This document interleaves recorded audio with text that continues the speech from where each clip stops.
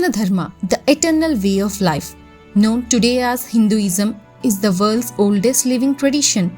It's not just a religion, but a universal path of truth, compassion, and spiritual growth.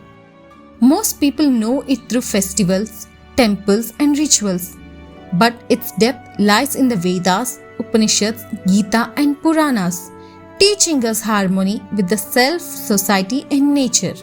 Hindutva simply means the essence of being Hindu, living by Sanatana values, celebrating our culture, protecting Dharma, and recognizing the divine in all beings.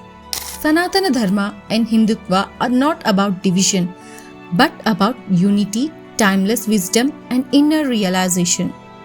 At History of Sanatana, we explore this eternal legacy, scriptures, temples, legends, and cultural heritage to rediscover what it truly means to live by Dharma.